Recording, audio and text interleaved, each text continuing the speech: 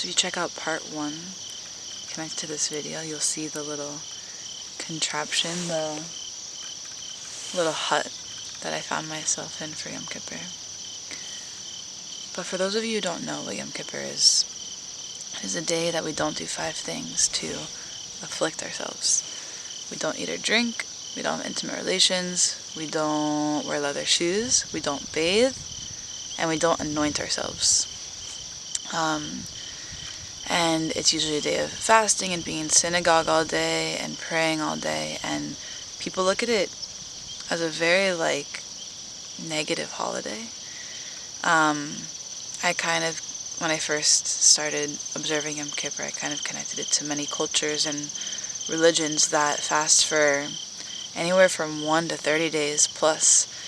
And the point of fasting or not doing things is not doing things that we normally do as humans, like bathe, take care of ourselves, have sex, eat, is to kind of take off all the distractions and the layers that could keep us from actually remembering who we are and why we're doing all of these things to begin with.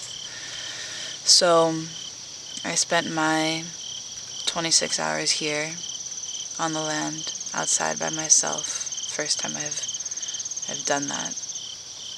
And I'll say that, so normally it's a day that we're being judged by God and we're asking for forgiveness and we're wiping away this dirt so that we can be clean again. And the insight that I got above all was that I think God created one day out of the year for us to do this just so that we could believe that we've already been forgiven for the mistakes that we've made. Many of us live in guilt and shame, doubt and regret, blame. I have been one of those people. And at the end of my time yesterday, I was just wow, God, the infinite, almighty creator of all things, my Father, my King, has already forgiven me. He's just given me all these words to say so that I could believe that I've been forgiven, that I don't have any more judgments upon myself.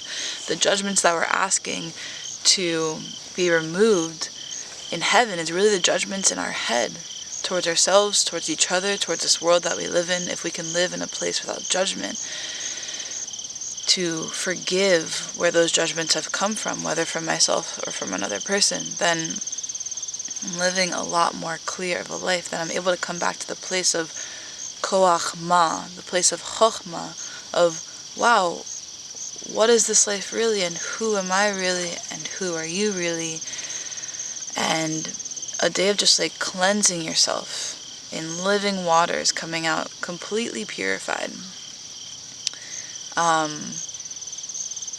And the teaching I heard yesterday is, after Yom Kippur, there's another prayer that you do, a davening called Mariv, and again we're saying God, please forgive us, and we've just spent an entire day asking for forgiveness. Why? 30 seconds later have we been forgiven, so why are we asking for forgiveness again? And my friend Chili said it is because of the sin of not believing that you've already been forgiven. We've spent all this time asking for forgiveness and we can still believe that we haven't been forgiven. So I bless you wherever you are, whatever you are doing in your life and whatever you're not doing in your life. I bless you to know that you've already been forgiven for your past mistakes if you simply remember who you are, let go of the distractions of life for one day, and simply listen to the really, really silent voice that rests inside of you, calling out so that you can hear her.